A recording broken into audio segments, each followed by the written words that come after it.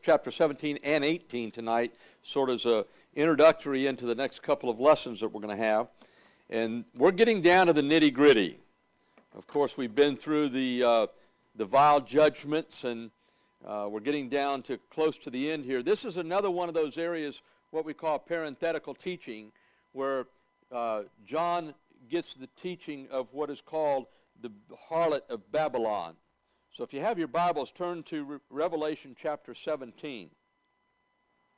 And I'd like to begin reading at verse 1. I'm going to read all the way down to chapter 18, probably through verse 8. And then we'll pick up on later on verse 9 through the rest of chapter 18. But I'd like to begin at chapter 17, verse 1. If you have your Bibles, you can follow along.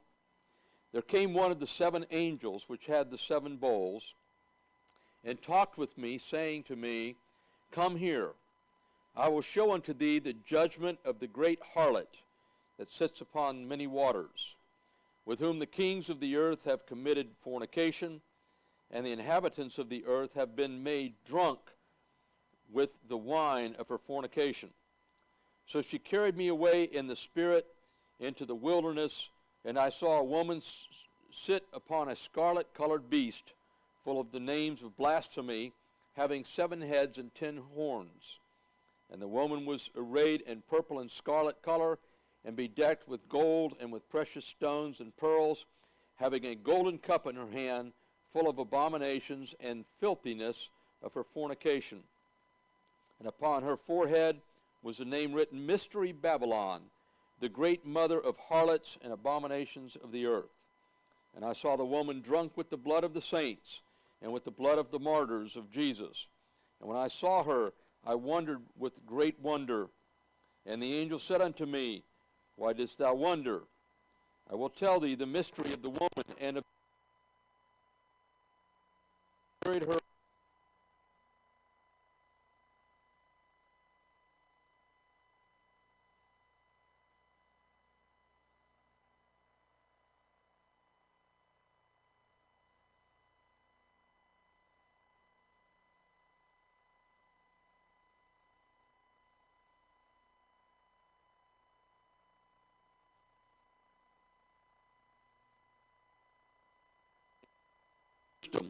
The 7 heads of the 7 mountains on which the woman sits.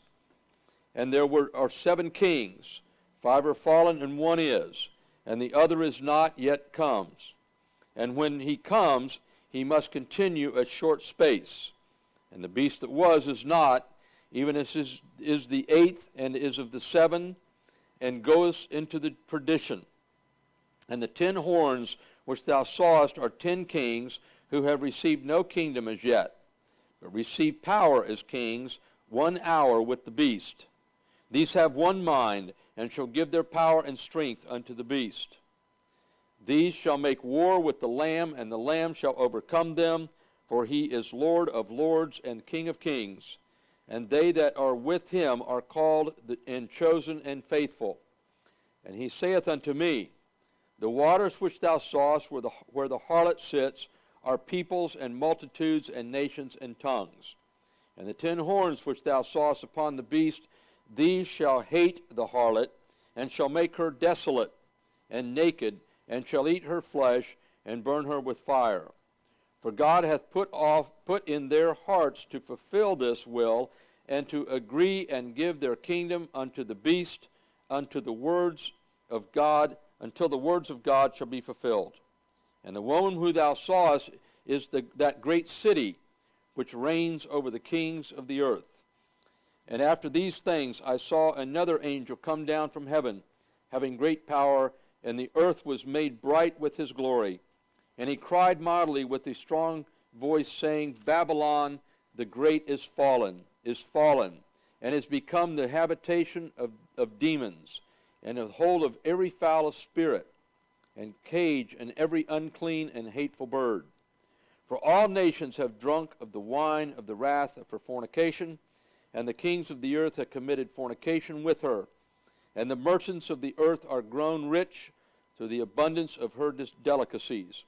And I heard another voice from heaven saying, Come out of her, my people, that ye be not partakers with her sins, and that ye receive not her plagues. For her sins have reached unto heaven, and God hath remembered her iniquities. Reward her even as she rewardeth you, and double unto her, double according to her works, in the cup which she hath filled to her double. How much she hath glorified herself, and lived luxuriously, so much torment and sorrow give her. For she saith in her heart, I sit a queen, and am no widow, and shall see no sorrow. Therefore shall her plagues come in one day, death and mourning and famine, and she shall be utterly burned with fires, for strong is the Lord God who judges her.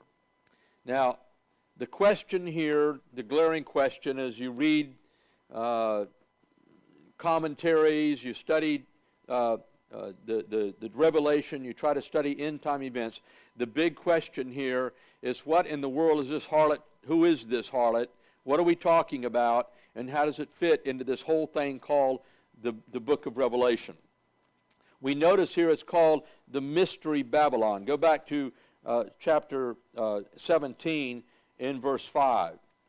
And upon her forehead was the name written, Mystery Babylon, the great mother of harlots and abominations of the earth.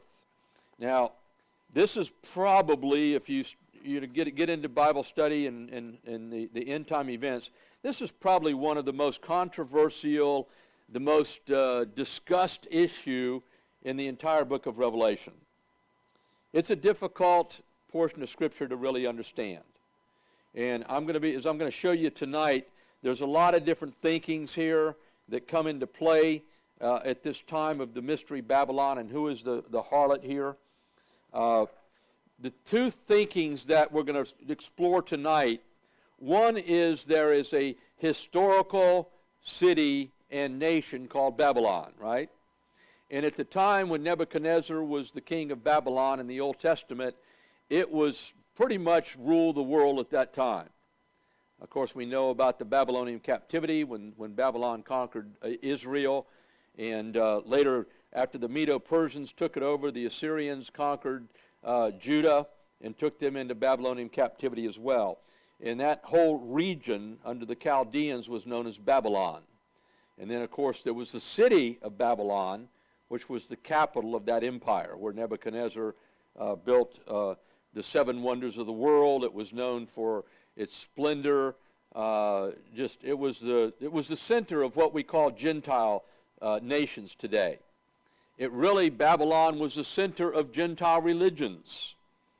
The history that that you learn when you study back world history and world religions is after the Tower of Babel under King Nimrod.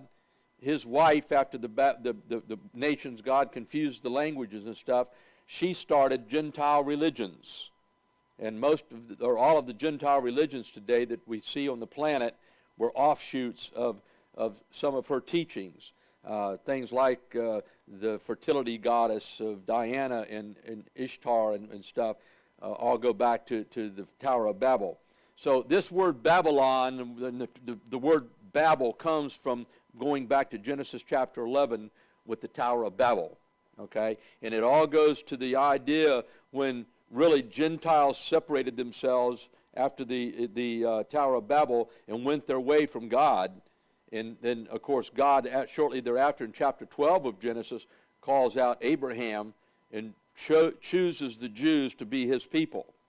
So this history goes clear back to Genesis chapter 11 and 12 regarding this whole terminology here of this place called Babylon. Okay? Now, the question here, turn back to Revelation chapter 13. We see here a picture of a woman riding a beast, or a dragon, if you will. We saw this back in chapter 13, and actually jumped forward and looked at chapter 17 at the time, about this red dragon that's coming to power here, this beast.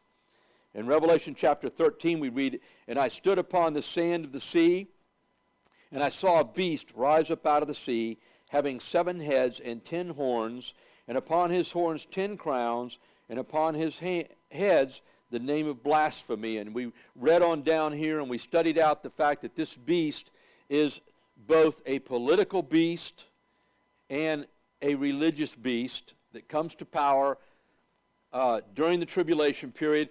We have all this discussion going on today worldwide about the New World Order. A New World System is coming, a one world system, where all the politics of the world come under one leadership, military-wise, political-wise, everything's going to come under one governing rule. We've heard for years, everybody believes that the United Nations is going to have a big part in this. People are talking about, of course, today we've got the G6 and the G20 are talking about political issues and about the economic issues of the world. And we now have the big climate change thing going on. Last year they had the big climate summit over in Europe and talking about how they're going to save the planet from all the global warming and all this kind of stuff. So we've got a continual movement taking place in our society today worldwide about this one world system that's coming. And this all ties together with it. This harlot, if you will, is most believers, most theologians believe that this is going to be the centerpiece that brings all this stuff together. And it's a religious-driven system along with the politics. But it's both, okay? We're going to look at the politics of it. We're going to look also tonight, beginning at looking at the religious side of it as well. And we're going to see tonight that there's basically 4 schools of thought right now in this area. Now, and I'm going to go back to, I'm going to age myself a little bit. Having been in Bible prophecy for over 40 years, for many, many years, and when I first got saved and got into Bible prophecy, everybody believed pretty much that this particular text was talking about Roman Catholicism, was talking about the Vatican in Rome and Roman Catholicism, and we all kind of believed that the Pope of Rome was going to end up being the Antichrist at some point down the road. A lot of that has changed. In the 40 years, we see a lot of things have changed over in the Middle East and Europe, and the geopolitical arena has changed completely.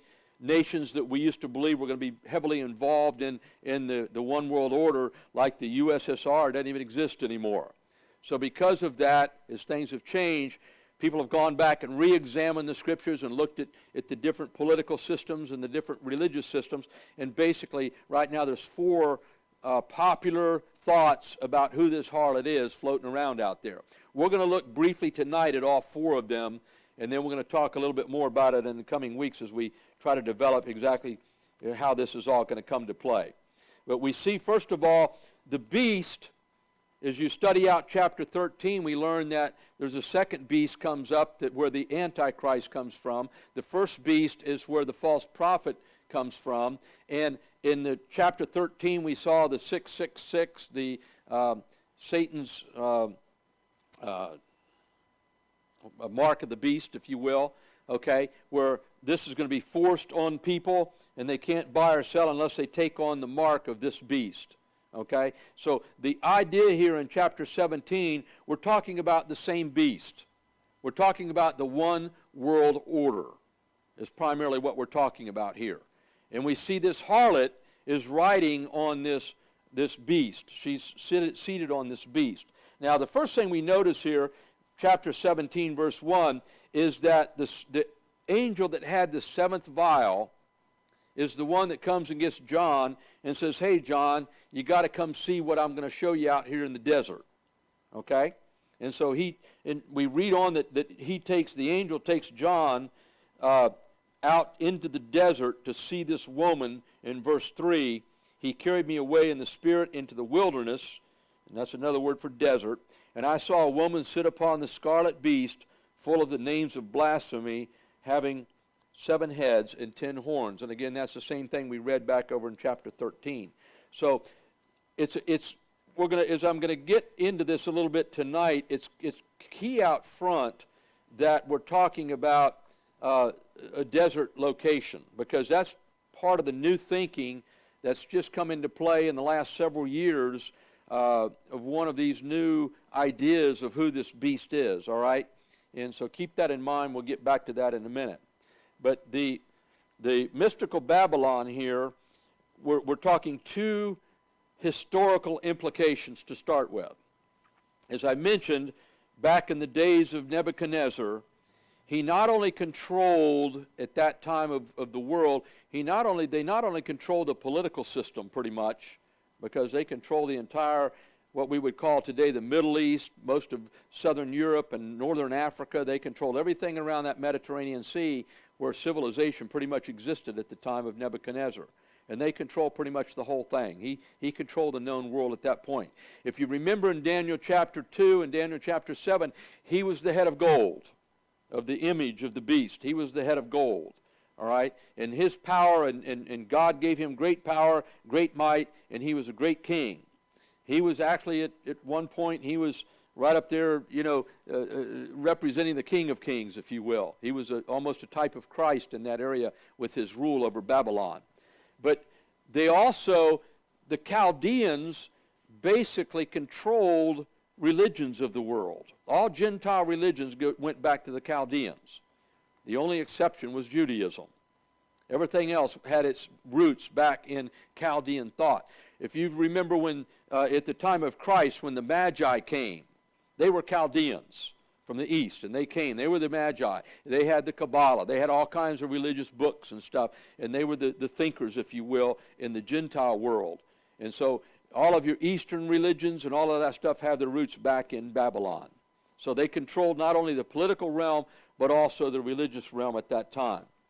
What we're going to see again, as this comes to pass, we're going to see a unification of all religions and all political systems back under this one political system and this one world system. Everything with the exception of Judaism. We're going right back to Genesis and the early establishment of the Chaldeans. We're going right back to that, where Satan's going to take control of all religions, all political systems under one roof, under one empire. Okay, Carol? The only difference is when Nebuchadnezzar was king, the Israelites were captive. Correct. Now they're not. They're going to be, because they're going to be under oppression. They're going to be scattered into the wilderness, and we're going to if you read back in chapter 24 of Matthew, when the Antichrist sets himself up in the temple to be ruled as God in Jerusalem, they're going to be scattered into the wilderness. But yes, you're correct. At the time of Babylon, they were taken over by Nebuchadnezzar and brought into captivity. Okay? But the real issue here is we're coming back under one major governmental control that's going to control both religion and politics. And that's a key.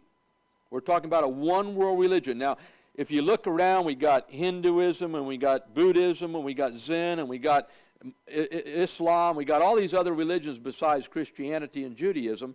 And I'm not sure how Satan's going to bring all that together, but he's going to bring it all together. And that's really what this harlot is about. Okay? She's going to be the one that brings it all together and makes it all happen.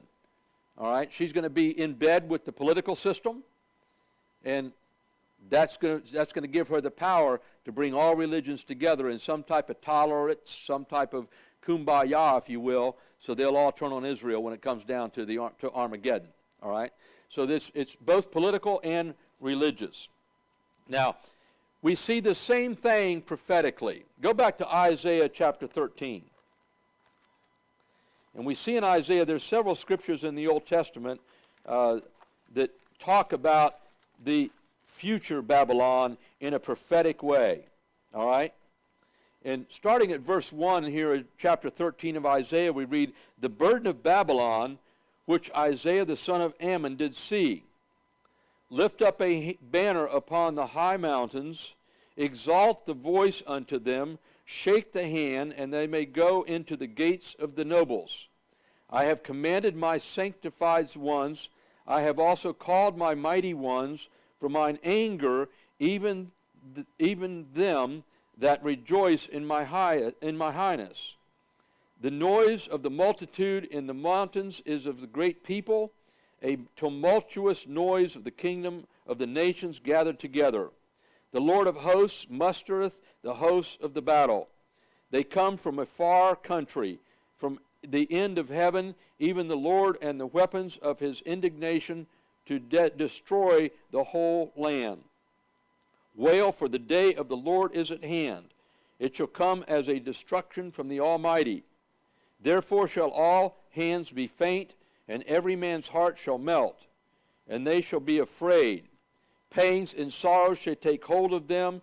They shall be in the pain like a woman that travails. They shall be arrayed one at another. Their faces shall be as flames. Behold, the day of the Lord comes, cruel, both with wrath and fierce anger, to lay the land desolate. And he shall destroy the sinners of it.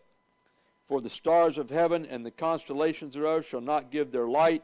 The sun shall be darkened in its going forth, and the moon shall not cause its light to shine. I will punish the world for its evil, and the wicked for their iniquity, and I will cause the arrogancy of the proud to cease, and will lay low the haughtiness of the terrible.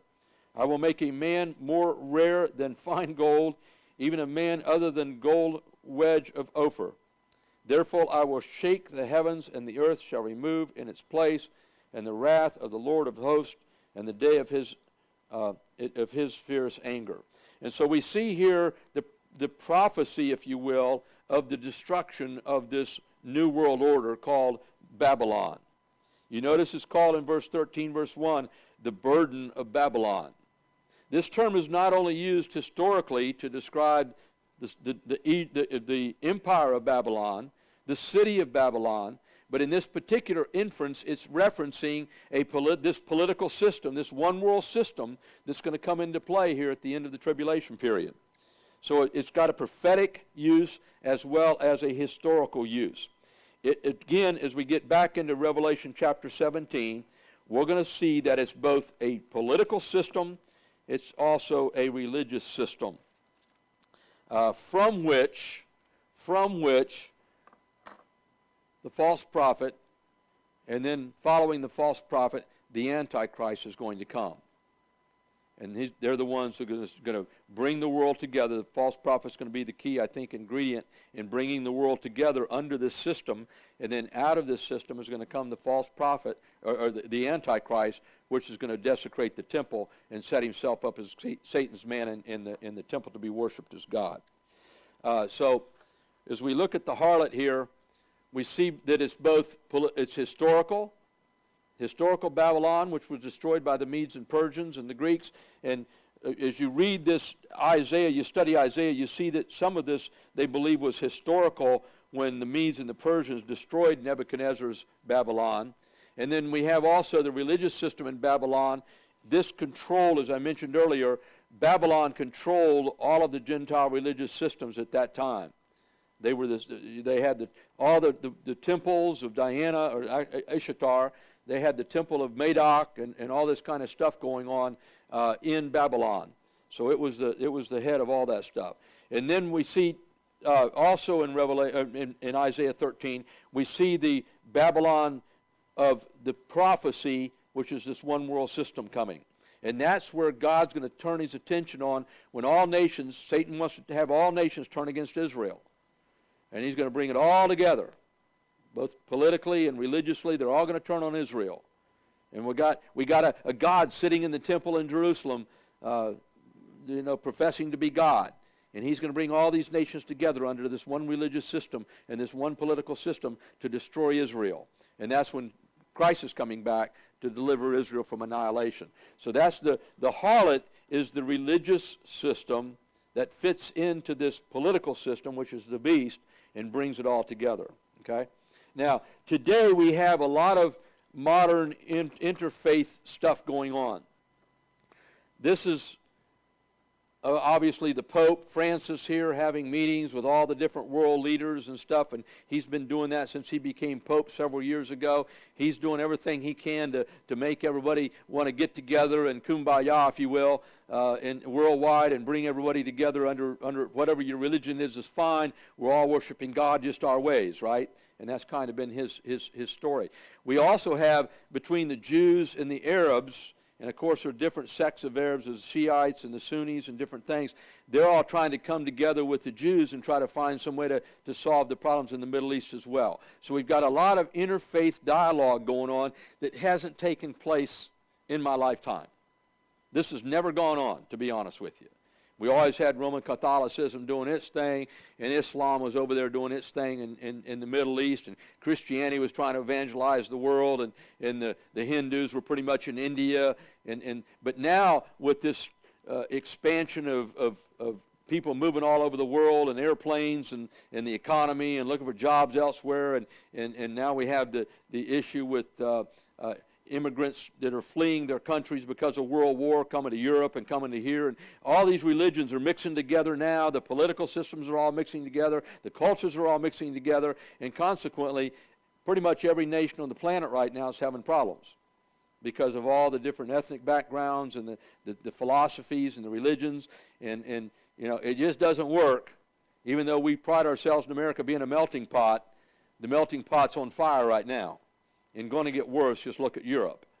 Okay, so we have all this dialogue going on. Now, this is critical, to be honest with you, if you think about why did God confound the languages back in Babylon?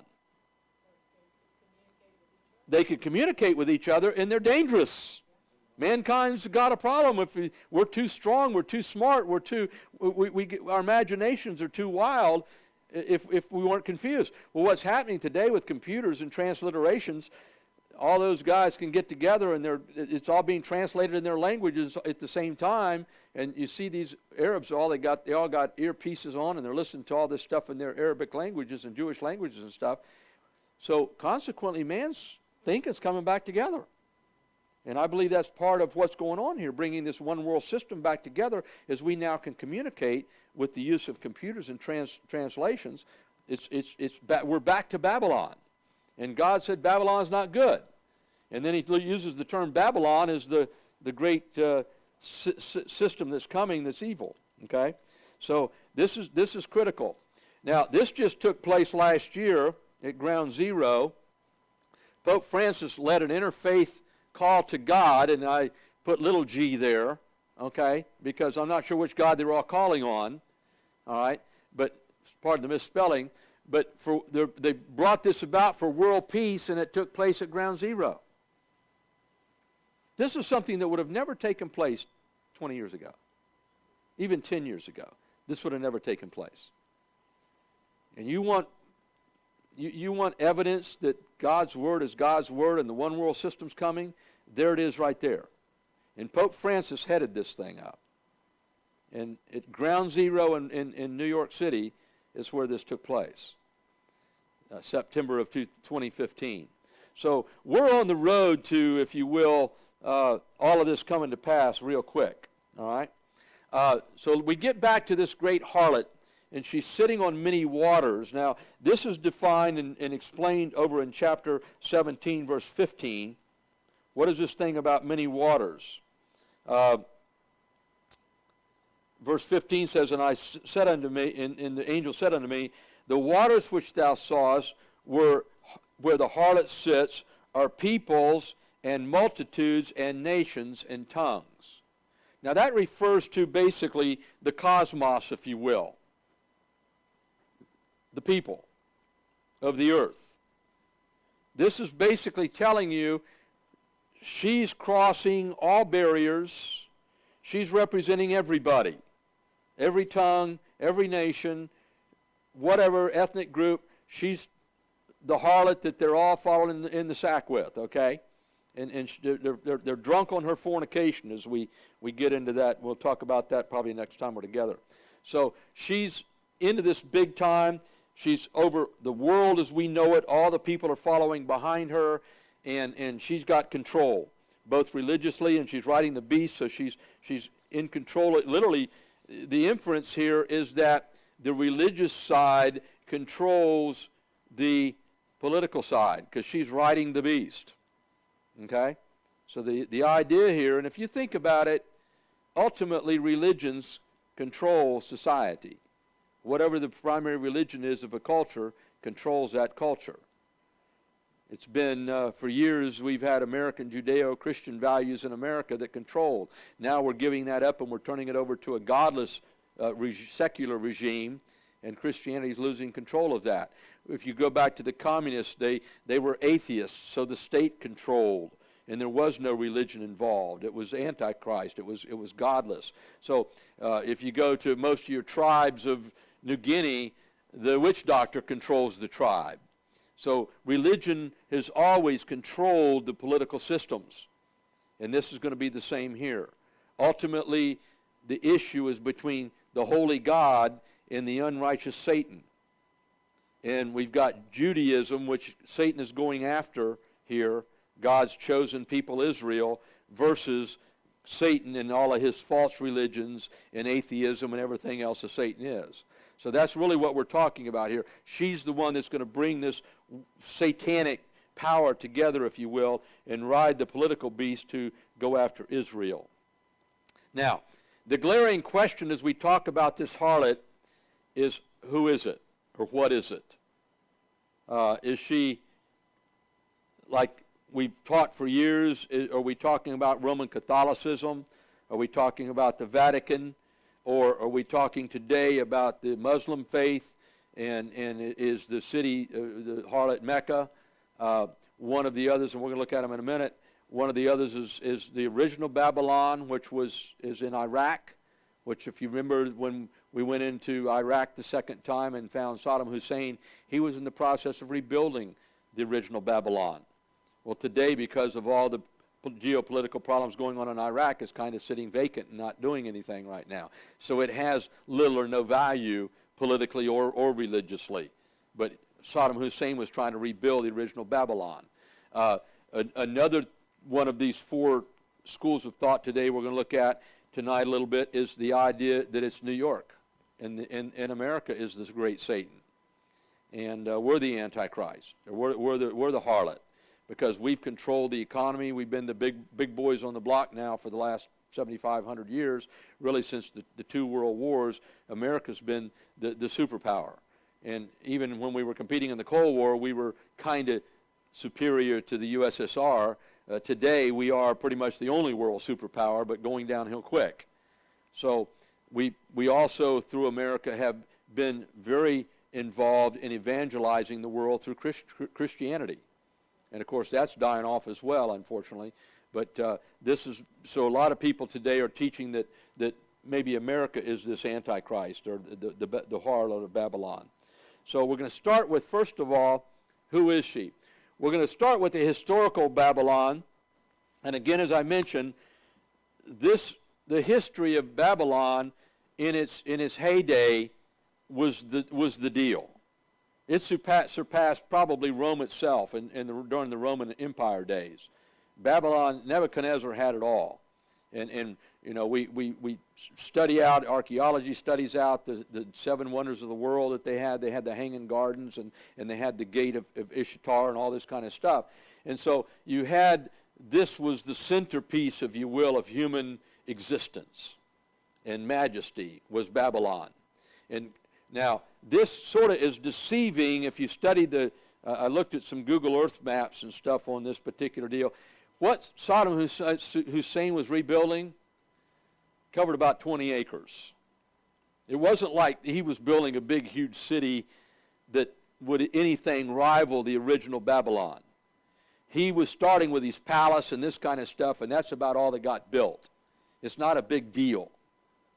But he was trying to start rebuilding it. That was his idea. He was going to be the king of the new Babylon, and unfortunately, we rained on his parade. Okay, but here's some historical facts about the city. Located in modern-day Iraq, and it was being rebuilt by Saddam Hussein in 2003 when we found him and killed him. The name is used specifically in Isaiah, Jeremiah, Daniel, and other prophecies. Okay. So, or other historical references. The city of Babylon, again, is a historical place that in its day was pure majesty.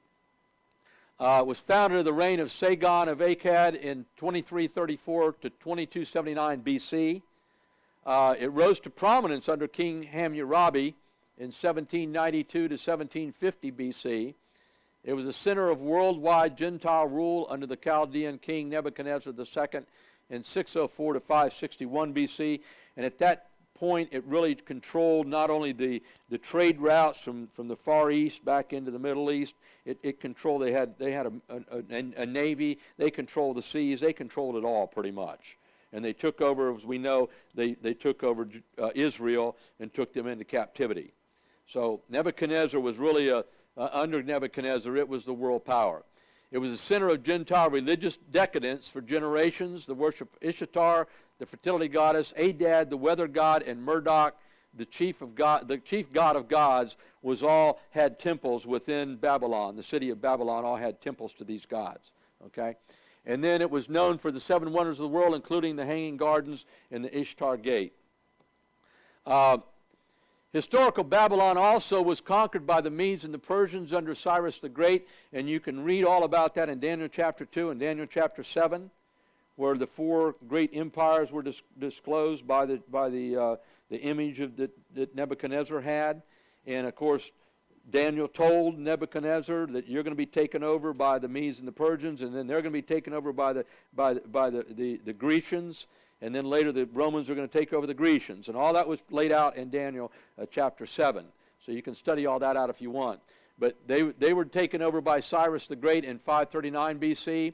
And then the Medo-Persian Empire fell to Alexander the Great, which was the Greek, in 331 BC. War ravaged the empire and the city, and it fell into ruins under the Parthians. And in 144 BC was deserted and forgotten as a city. Okay? Now, during the Muslim conquest, after Muhammad came on the scene and wrote the Quran, the Muslims came into the area around 650 AD and literally ravaged what was left of the city, took any artifacts that were there, and the city basically was buried into the desert and didn't exist and hasn't existed since, until Saddam Hussein started trying to resurrect it back in the early 2000s, late 1990s. Okay, so the city was mostly deserted, and basically today is because of the unrest of Al Qaeda and ISIS is pretty much deserted. Nothing going on.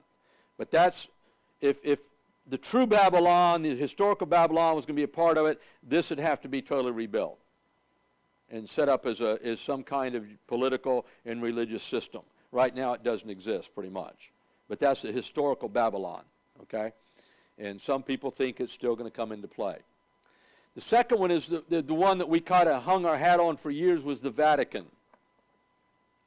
And most of us are familiar with Roman Catholicism. I know some of you have that background in your past. Roman Catholicism, some interesting facts here about the Vatican we're going to look at in a minute. But this has been the suspect, if you will, of Bible prophecy teaching all of my life, since I got saved 45 years ago. When I first got saved, everything was aimed at the Vatican and Rome, and everybody that taught that this was the harlot. Okay, nobody really questioned it. I question it now big time, and we're going to talk a little bit more, not tonight necessarily, but on as we get into it. I tend to think more and more we're talking Islamic, not Roman Catholic. We may see a joining of the Vatican along with Mecca. Okay, I still believe the way I'm kind of seeing it, the Pope probably is going to be the false prophet, going to bring Christendom alongside of Islam, but I believe the Mahdi is going to be the Antichrist. So you're going to have a melding of these two, which means the harlot may be a combination of both of them. Okay, Mecca and Rome. So we'll talk a little more about that. I'm going to get into a little bit tonight. We'll talk a little more about that in coming weeks, all right? Because we're going to look at some scriptures, how these apply. Because there are scriptures, specifically Old Testament and New Testament, that can indicate all of these to some level, okay? Particularly Rome and Mecca. So we're going to look at that, all right? But the Vatican, we got the Pope preaching to the millions that show up at the Vatican. Here's some facts about the Vatican I thought interesting. First of all, it's the world's smallest sovereign nation, is the Vatican. About 100 acres is all it is. but it's a sovereign, independent nation with its own control under the papacy and the bishops and cardinals. The first recognition of Christendom in Rome was under the Emperor Constantine. Of course, he's the one that established it as the Roman religion, right? He was the Caesar that got saved and made it the Roman religion. And that gave them the power in Rome to literally be the world religion, if you will, at that time, because Rome controlled the world at that time under Constantine, pretty much, the known world. So he authorized it about 400 A.D., and the building of the original basilica that was built on the shallow grave of the Apostle Peter on the Vatican Mountain. Now, the historical reference of that, or the historical inference of that, is the fact that when Nero and Diocletian tried to destroy Christianity from off the planet, if you study world history and you read about the Christians hiding in the catacombs of Rome, the Vatican is sitting on top of catacombs, okay? It also is the first basilica was sitting on what they believe was Peter, the Apostle Peter's grave. So that ties in with the spiritual significance of where the Vatican is located. That 100 acres that they're sitting on was catacombs underneath the ground where the Christians were being martyred and fed to the lions and hanging on the posts at night and lighting the streets of Rome. That all goes back to that history when Constantine allowed them to establish that basilica on that site. So the site is called the City of Death. And the Christian martyrs that took place there under Nero in 64 A.D. and then followed him was Diocletian, who also tried to destroy Christianity from off the planet. The present basilica in the 1500s A.D. sits atop a huge mass of catacombs used by Christians to hide from Nero and Diocletian. The Vatican is the political and religious center of Roman Catholicism, thought to be modern Christendom by hundreds of millions of Catholics. Now, a little history, and I know some of you have Catholic background, but Roman Catholicism promotes itself as the only church. If you're not a Catholic, based on their theology, you're not a Christian. As a matter of fact, that's what the word Catholic means, is the church. Okay, so that's what true Catholics believe. That's what the Pope will tell you, if he got honest with you. Everybody else going to hell but him and his people. Okay, or the Catholics. So that's the inference here of Roman Catholicism. All Protestant religions are heresy and offshoots and misleading. And again, if you weren't confirmed as a Catholic, you aren't going to heaven. That's what papacy means. The efficacy of the papacy, if you will. Okay? So that's where the Catholics are. That's the power. Now, it's thought to be, and we really don't know because there's so much secrecy that goes on at the Vatican, but it's thought to be the richest nation on the planet. Think of that. It's 100 acres. It's 100 acres. It's got no real military. Okay? It controls the power that it has because of the 1.2 billion estimated Catholics around the world that support it and send it money. And that gives it its power. Now, if you study the history of Roman Catholicism, going clear back to its early roots with Constantine, it got in bed with Rome, the world power at the time. It stayed in bed with all the powers all through the Dark Ages, into Europe, even in the Reformation period. It was in bed with all the kings of Europe, selling indulgences and all kinds of stuff to fund itself and maintain its power. This is why we used to teach this is the harlot, because the Roman Catholic Church sold its soul a long time ago to wealth and power and political privilege. Okay? So it did that a long time ago. It's been doing it for almost 2,000 years. The Roman Catholic Church sold its soul, institutionalized itself, and sold its soul to Gentile rule. Okay? And it's maintained that all this time. And the Vatican is the centerpiece of it at this point. And nobody knows, except maybe a few somewhere, how much money they got. But they got a lot of it. And it's all stored somewhere in the Vatican, in that 100 acres, okay? So this place is big time, all right? It's influenced world nations and world empires for almost 2,000 years. Through the papacy, the Catholic popes dictate, this is worldwide they dictate this stuff, okay? Not just on that 100 acres. They control a huge amount of people worldwide through their dictates, okay? They dictate political and religious values and decrees that often supersede governing powers and authorities around the world. A lot of areas of South America, when the Pope speaks, the rulers roll over on it because everybody in their nation's Catholic, and they can't compete with it. And you had that in Rome and in Portugal for years. Now it's not as much anymore because a lot of the Spaniards and Portuguese are getting away from their Catholic roots and they're going agnostic or atheists. So in Spain and Portugal, they're losing a lot of that power. They're losing a lot of it in Italy because a lot of Italians are moving away from Roman Catholicism. So they're losing some of that power over the years. But when the Pope speaks, and we saw it here in America, when he came to America, the number of people that turned out to see him riding along in his little Pope mobile or whatever else he's doing was unbelievable. And then all of our political leaders are rolling over on it and kissing his hand and his ring and all this stuff, playing up to the Pope. So they have the power, they have the political muscle behind them because of the 1.2 billion Catholics that are around the world that are screaming holler if something didn't go right with the Pope. Okay? So it's a big deal here.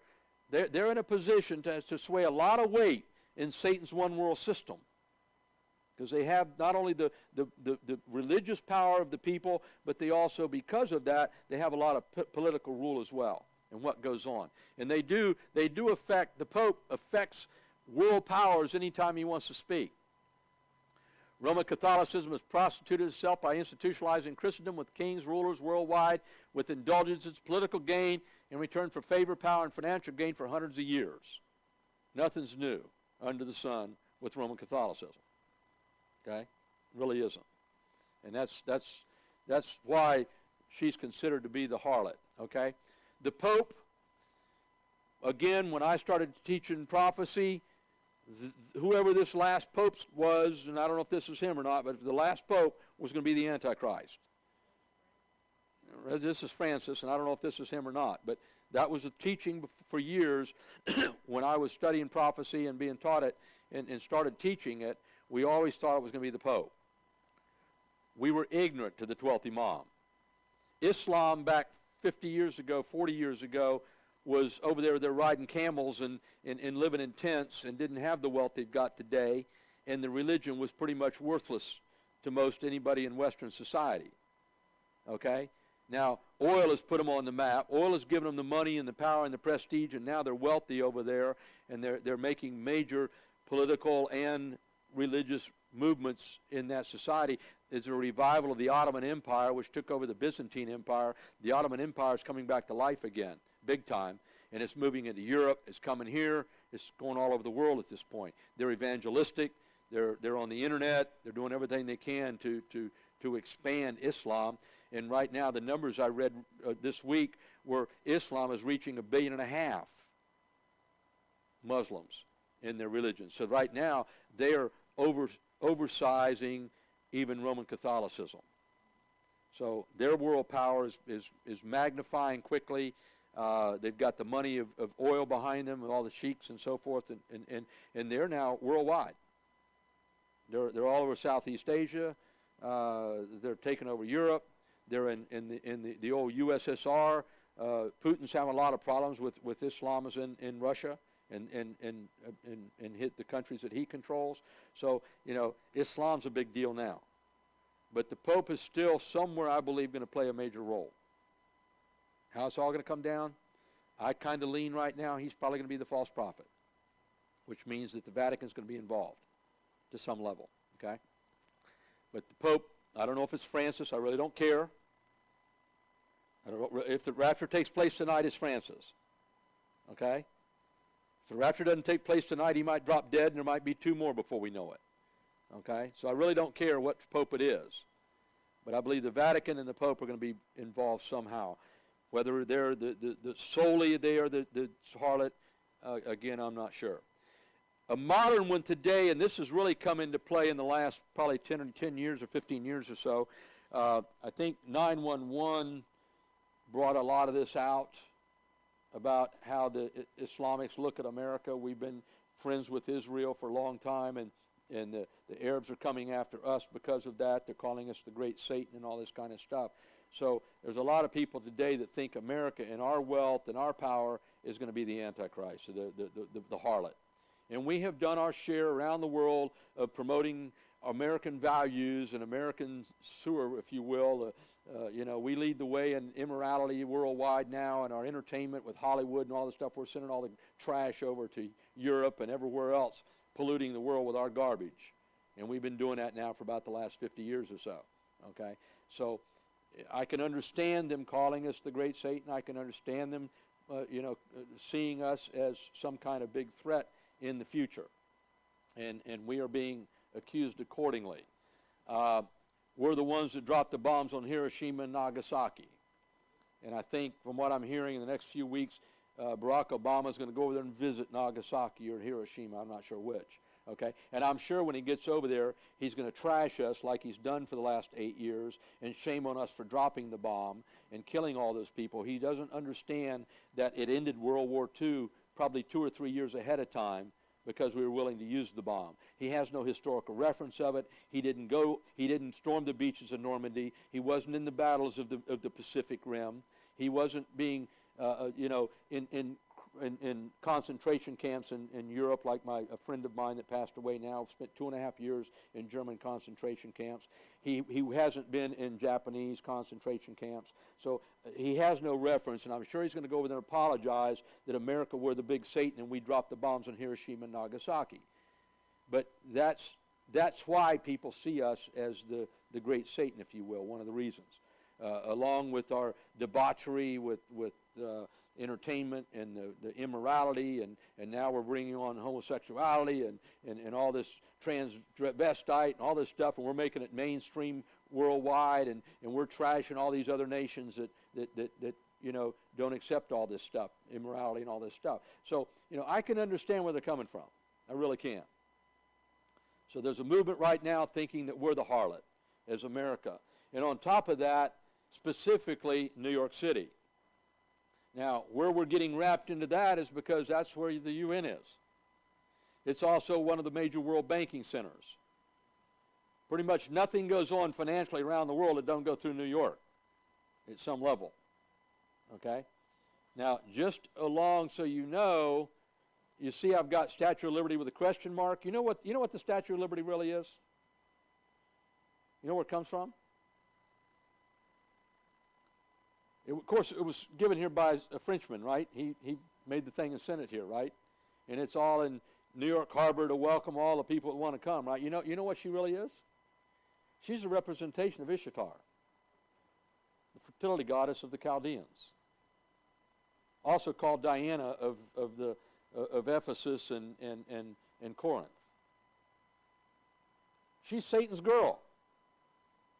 That's who she is. That's Ishtar. She goes clear back to the Chaldeans. And the guys used to go to temple to have sex with the temple prostitutes, thinking that they're worshiping Diana and Ishtar. Okay, and that's who the woman is. That's holding the torch up, welcoming everybody. Welcome to America. I'm Ishtar. I'm the fertility goddess. Okay, now most Americans have no clue.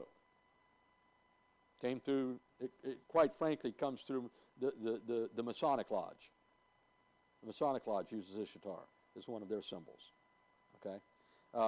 If you go to the movies theater and Columbia Pictures comes on and you see the girl standing there with a torch, that tells you who's making the movie. It's not Christian. Okay? It's secular, it's godless, it's Satan. Okay? So that's how involved it's gotten in our culture and how easily we've accepted it as Christians, something as drastic as the fertility goddess of the Chaldeans. Okay? So with that in mind, America rose to dominance in military, politically, and financially following the great wars, World War I and II. We were struggling to become a nation prior to that. But pretty much we had to get involved in World War I and World War II and bail the rest of the world out. And particularly after World War II, we became the superpower that took on the Russian and Chinese networks of communism. Okay? But America really has only been the superpower since the end of World War II, which was what, 80 years ago, 90 years ago, something like that? Okay. It's been the center and promoter of religious freedoms worldwide through Protestant world Christian evangelism for over 200 years. The one thing we have done right in America is promote Christianity, true Christianity. America for generations has led the way worldwide in sending out missionaries to evangelize the world for Christ. Now again, that's going the other way now. We've given up life's world, people giving their lives to world evangelism. What we've backed off now to is we're sending a lot of our young people out for a 2-week mission trip or a 1-month mission trip for here and there and stuff, but we don't see a lot of young people selling their souls to go spend the rest of their life in New Guinea or South America or whatever on the mission field. We're not seeing that anymore. A lot of our traditional mission works are dying out. A lot of the mission boards are going away because they can't find missionaries enough to go out and send. They can't find the funds to support them to go out and send them anymore. So America's losing that. There's a lot of nations, like particularly South Korea and others, that are sending out more missionaries now than we are, which is sad. But that's where America's at today. But we have led the way for 200 years on sending out Protestant missionaries. New York City is a financial system, the world banking systems, the home of the United Nations, the World Trade Center, cultural arts, and entertainment. And because of that, people are looking at us and New York as being part of the potential harlot of Babylon. So that's one of the thinkings today.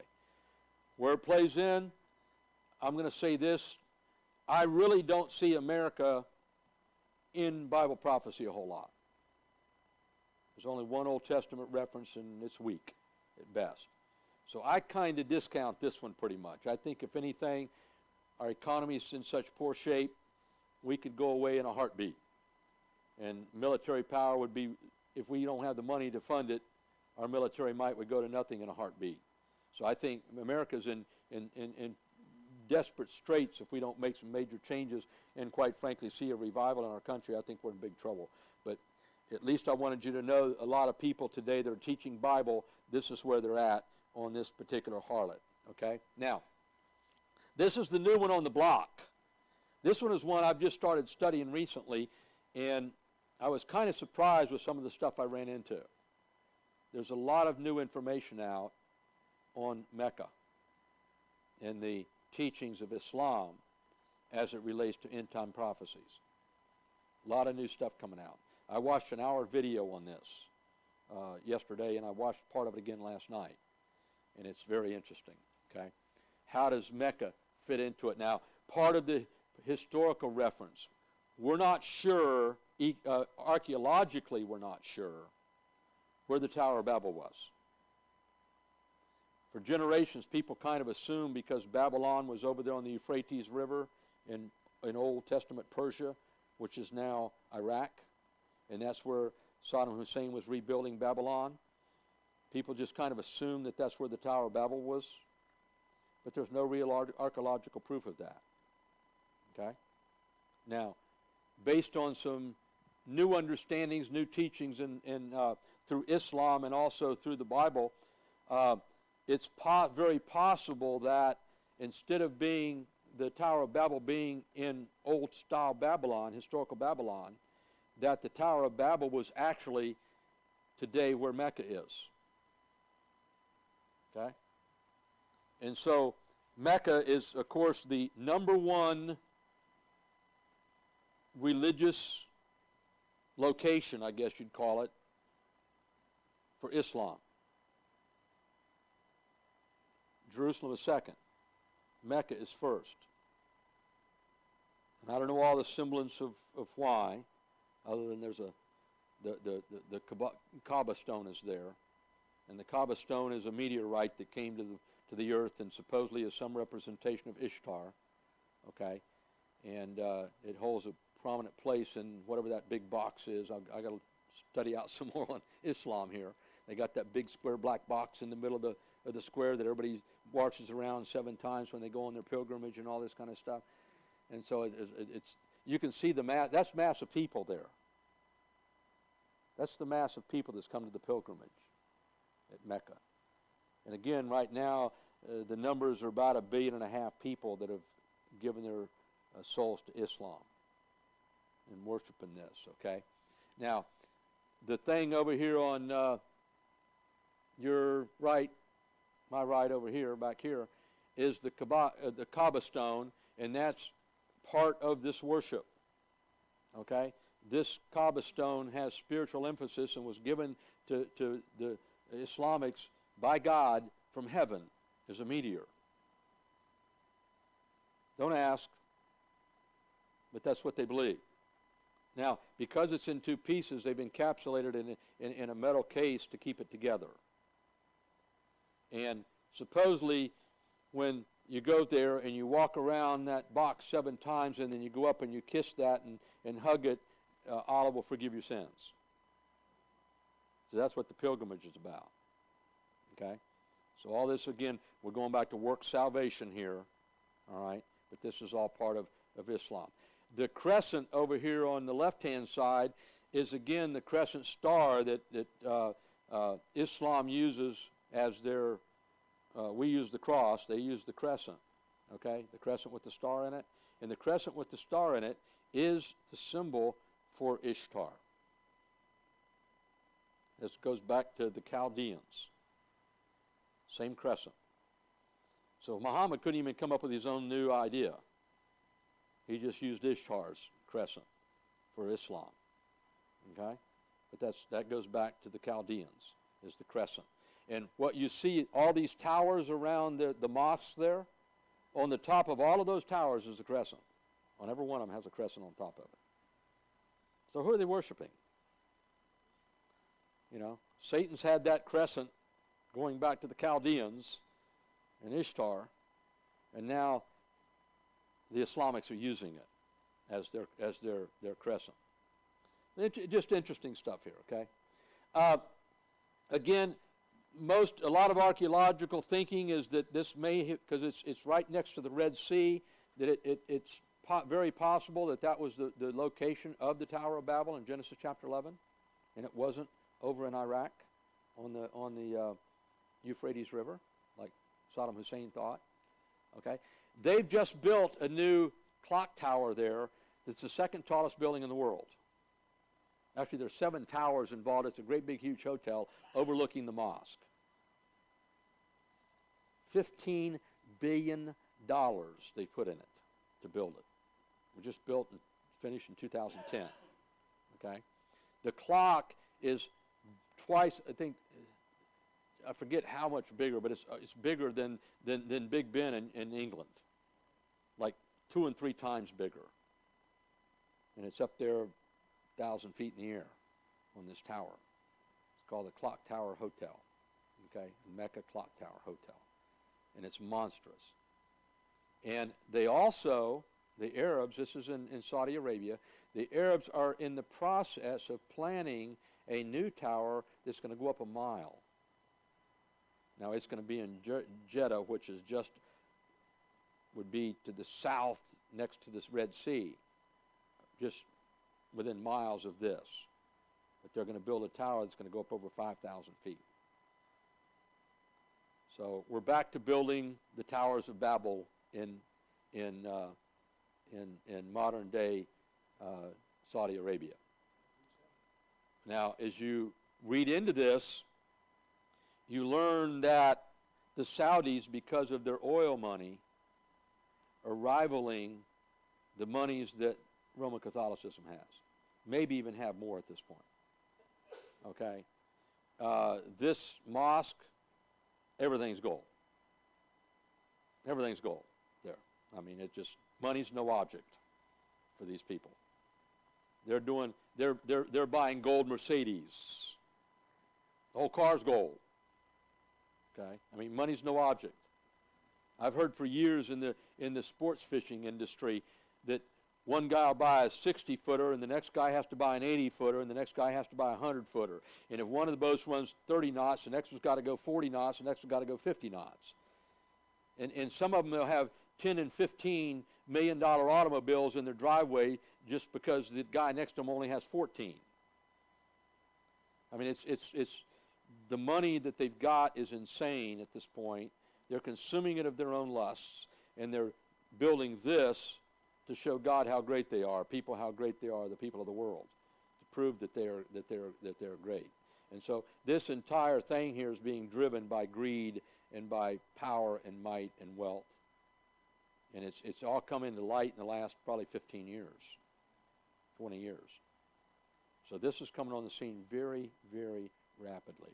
And a lot of people, we're going to look at some scriptures next time together that point that this may be the centerpiece of the harlotry. Okay? When you think about how many people have gotten in bed with the Saudis and the oil sheiks of the Middle East because of our need for oil, and what kind of dealings have we made with that?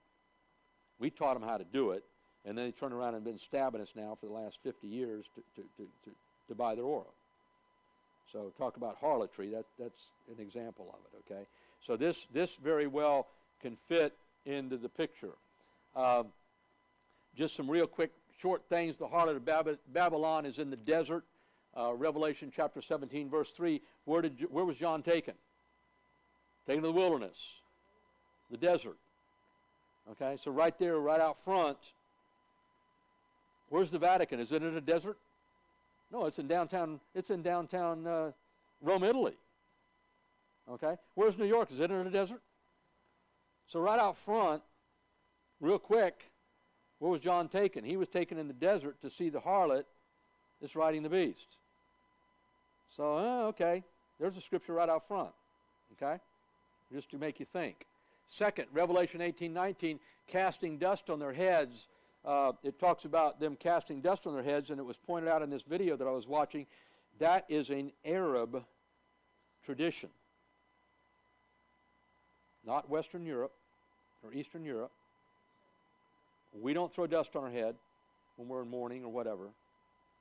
The Arabs do. So, okay, you can make your own conclusion, right? And then Isaiah 13:19, it talks about the Arabs pitching their tents in the desert in regard to Babylon.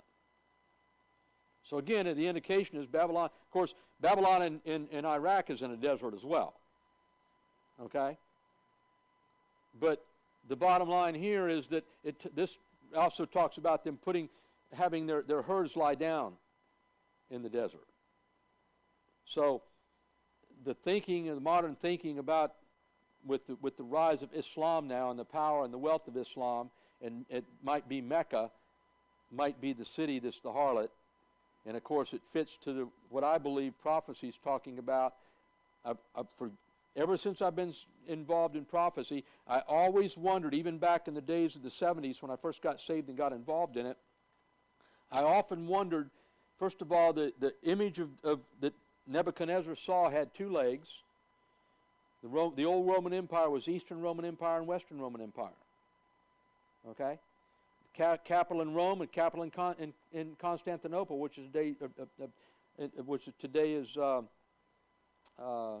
Istanbul, Turkey. Okay, but it used to be Constantinople. Okay, we also at the feet, which is the revived Roman Empire, clay and iron. There's 2 feet. So I've always wondered how this one world system was going to come together, but yet be Eastern and Western, because that's what the revived Roman Empire would be, with 2 feet. Well, we have it. We have Rome and the Vatican is the western part. We have Istanbul, Turkey, and the Islamics is the eastern part, which eventually is going to move to Jerusalem and set up their capital in Jerusalem. So it goes right back to Nebuchadnezzar's vision now is complete, the way I see it. But back in the 70s, the Islamics were so nothing, if you will, at the time, it was hard to understand. We saw back in the 70s when we had the gas shortage, we saw the early deal about the OPEC came into play. And that was really the first political power that you saw out of the Arabs was OPEC in controlling oil prices. They had joined the Warsaw Pact, which was Russia's political military power. The Saudis and them got in bed with the Russians at the time against our allied forces in Eastern Europe or Western Europe. And they took us on with Russia took us on with the Warsaw Pact during the Cold War. Okay? And I always wondered how all that was going to come together to be one world system. But now I see it. The key's going to be the imams in Mecca getting in bed with the cardinals and the popes of Rome. And right now, between the two of them, there are over 2.5 billion people on the planet that are going to come together under those two systems to bring about the one world system. So I can see it happening tomorrow. No problem. Okay? So those are just some ideas on these 4 systems that are coming. Of course, the thinking today, and I tend to lean this way myself as I'm watching what's going on, the more I learn about the 12th Imam, the Mahdi that's coming in, and they believe he's Messiah, okay, is going to come and set up the one world system for Islam. And that's who the 12th Imam is, as far as Islam is concerned. So he's the perfect Antichrist for me. The popes of Rome aren't really promoting the fact that they're going to be the Messiah. They believe Jesus was Messiah. Not in Islam. They believe Jesus is coming back. He was a prophet, but the Mahdi is going to be the Messiah of Islam. So to me, just the teaching itself tells me that the Mahdi is going to be the Antichrist, which now makes Mecca, which is his center of his religion today, makes Mecca very prevalent as far as the harlot's concerned.